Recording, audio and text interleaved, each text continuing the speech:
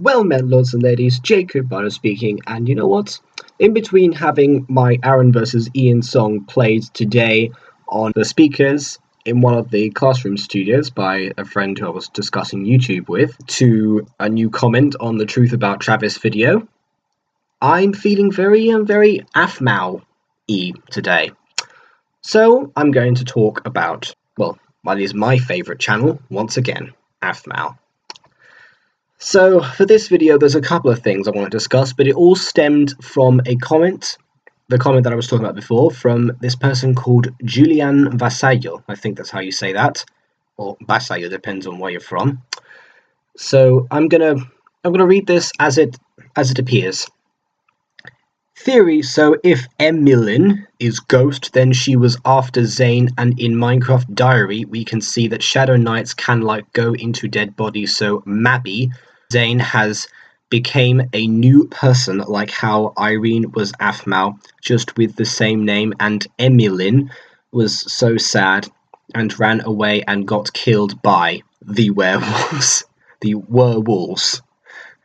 She had so much going on that she forgot that Zane was the bad guy and thought he was her lover, and Travis might had his dad to be the snake-eyed man, so that's why he has green eyes, and he forgot because the spells his father put on him was probably a forgetting spell, so he would not get away with doing the spell, because watching Aphmau we found out that, I just closed it, that Aphmau could still know what was happening. Let me know what you think in the replies. Or the replies, because that's not... All the typos aside, what this person is basically hinting at is a connection between my theory, or more an adaptation of that, where it's actually Travis's dad, once again, who does the memory spell, and not Jean. There's just people that think that. I mean, that's perfectly reasonable. Like I said, my one is just drawing at very loose connections here, but so is this whole Emmalyn is ghost from Minecraft Diaries theory. So I'm going to discuss today the Emmalyn ghost theory. So this is basically talked about in detail on a channel called Novalink. It was published on September 27th, 2017, so it may be slightly out of date, but the title of the video is Ghost from MyStreet, Emmalyn from MCD? And Novalink discusses with her friend It's Gono, basically the theory, and what their personal reflections are. To summarize the main points, because again, you should watch that rest of that video, because they have a good discussion about how all these characters are succumbing to terrible fates. I think that's linked to the fact that those same characters feature in MyStreet, and I think Aphmau is trying to feature different characters in the different series now, even though they started off from the same place. I'm going to leave that to the original video, but as for the Emmalyn ghost theory, it's basically all what Julian said already. The main idea is that Emmalyn from Minecraft Diaries, after the whole shock about Kenma's death, basically forces Zane to kill her, or kills herself. That already sets off some alarm bells, because I think that's a very dark theory for a kid-friendly channel to introduce. I know Aphmau wasn't always kid-friendly, but I think that that's a little bit of a stretch. I don't think something like that, especially after what's been going down on YouTube was a few weeks ago, I don't think that's a good theme to introduce. Maybe that's why Diaries is on hiatus, though. Maybe she's waiting for that whole thing to calm down, but I doubt it. I doubt it very much. But that's basically how they imagined that Emmalyn would eventually become a ghost, eventually taking on the identity of Ghost. I'm not convinced by this, because if we go to how ghosts are made, we should go to the examples of ghosts or spectres that we have already in the Minecraft Diaries canon, these being both Thomas Yale and Malachi. In this instance, for those who don't remember, Malachi was, well, in fact, I'm going to read this from the wiki page, actually. Malachi was born over 919 years ago. I don't recall when that was updated, so bear with. He was a very strange child, having the uncontrollable power of creating fears and nightmares. Village complained, so his parents sent him to live with a therapist in a castle. However, the therapist went insane because of Malachi's fear powers and accidentally, that's italicized, pushed Malachi off the tower. Malachi was bound to the castle for 9,000 years, terrorizing anyone who entered by showing them their greatest fear. He was eventually, of course, exorcised by Damien Yale, descendant of Thomas Yale.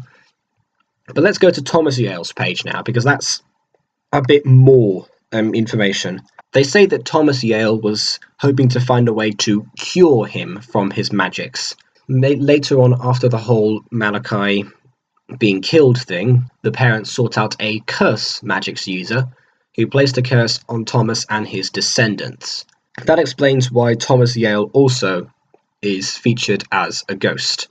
It's kind of reminiscent of the Lord of the Rings point about the soldiers of death, the ones who fail to keep their oath to the king and thus were cursed not to rest in peace. Although why does this apply to Malachi? I believe that Malachi always had something spectral in him. Maybe that was the inspiration behind the actual curse of Thomas Yale, hence the shared outcome. As a magics user, I think Malachi is more susceptible to becoming a ghost instead of just moving on to the afterlife. Because if there was no afterlife in this world, there would be ghosts everywhere. And clearly ghosts are very, very rare and very feared, and aren't a normality in a world, say, for example, Septimus Heap, where they're literally everywhere. This is why I don't think Emmalyn, who would have wished upon death to go back to her husband Kenma, if we're following the narrative that she were to end her life very soon after Kenma dies himself. I think that she would just wanted to have joined him instead of staying behind into the afterlife. It is possible, however, that Zane could have used this exact same curse to bound Emmalyn to the mortal world, and possibly bewitched her to fall in love with him as a result, so as to face both the torture of not being able to see Kenma again, but also the torture of being constantly rejected by someone. Rather dark and grim, yes, but like I said, I don't think the series is going down that route. I think if Emmalyn were to accidentally die, I think she would find a way to go to the afterlife. Besides, Emmalyn is still being looked for by everyone, and we all know that Dante does not give up. He waited 15 years for Aphmau to come back, and she did. He knows the value of perseverance, and I don't think that he would rest until Emmalyn was found. So, who is Ghost, for example? Well, I think there's some clues. For example, in Ghost's true form, physicality. They're linking this physicality to Emmalyn, and yes, you would say that that is kind of similar. Unfortunately, her hair color is not listed on the wiki, but I do think it reminisces another character a lot better, because if this were indeed Emmalyn's final form, you would imagine that Emmalyn would have died a lot older, therefore disproving this theory once again. What I'm thinking, actually, is that it's a different character who is also known to have properties of, staying in the mortal world for prolonged periods of time, and is also known to have been around for, the 900 years thing. I'm talking about Zoe, the elf from the Yggdrasil forest, specializing in barrier magics, important, and hasn't really been seen that much. She was a very predominant character in Season 1. Her barrier magics came in very handy, as did her fairy lights, of course. And then, eventually, she went through a drastic physical change, which I believe to be a direct result of opening up the portal to the Irene dimension. In the actual episode, Zoe passes off this as simply saying, "What did you expect me to look like after 15 years? Well, what did you expect me to look like after 15 years? I think the aspect change was her trying to stall time before she had to reveal that in order to open the portal, she had to give away her immortality. And when she did that, she started to display her real age, and thus would eventually, become deceased. She said she had maybe 100 years left to live, and obviously 100 years is not enough time to get to the MyStreet world, and clearly Ghost has been waiting for a long time dead, so that does seem to add up.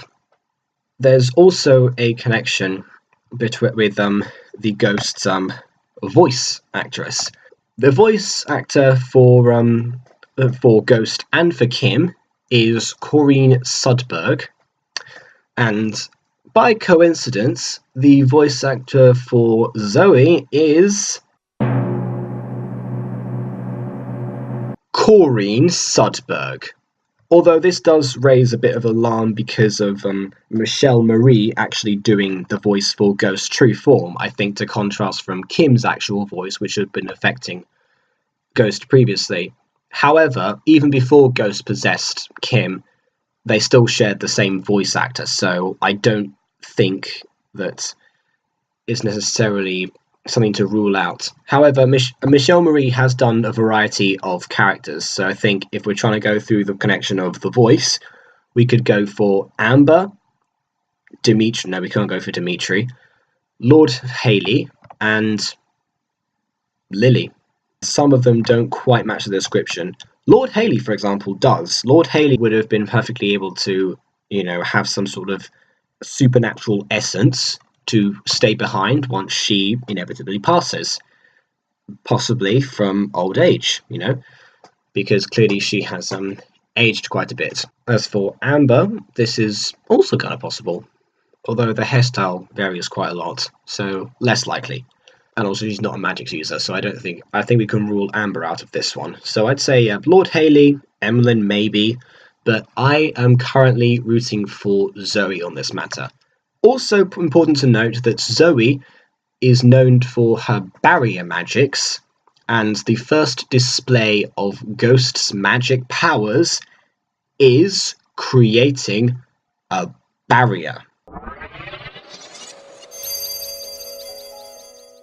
What the? That was my doing. And possessing people, but other than that, barrier. So I think that covers my perception of who Ghost might turn out to be, and also Zoe isn't actually a featured character. As for the falling in love with Zane part, that does raise some alarms. I don't actually know, but then again, like I said, the previous Zane could indeed have actually charmed her.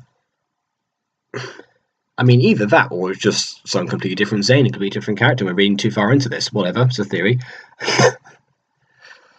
But anyway, as for the part where we're talking again about the snake-eyed man, the second part of this comment is that, so again, we're talking about Travis's dad being the snake-eyed man. I've heard this argument so many times. It's quite a lot more popular now to think the snake-eyed man is actually Michael. But however, if we're going for the theory about, the snake-eyed man, it's quite possible that the snake-eyed man could actually be Zane or a reincarnation. We're talking about reincarnations here, like Lady Irene coming back as Aphmau. Although it's not MyStreet Aphmau, it's a different Aphmau because you can see Lady Irene in the Emerald Secret, but you know that anyway. You could, but you could say that, I can't even say this about the snake-eyed man. You could say that the snake-eyed man could be Michael or Terry, because or a reincarnated version of Zane. Probably Michael. I still don't think it's well, I mean, I don't know if it's Terry, but if we're going for this theory in particular, it lines up more as Michael. And also the whole point about using a Forever Potion on the sun, that applies to Garte, to Derek, to Terry, and maybe to Michael. Maybe Michael has a son. We don't know. I mean, as far as we're concerned, Michael's son could indeed be Ian. I don't know. that's it for this episode. Let me know exactly what you think, Julianne. I think there's some. I hope this counts as a good response to you. And I know this episode wasn't scripted, so it sounds a lot less professional than my other theories, but this is a comment from today, so I wanted to react to it while it was still fresh in the mind of the people. So I hope to have done that. And on that note, until next time, farewell.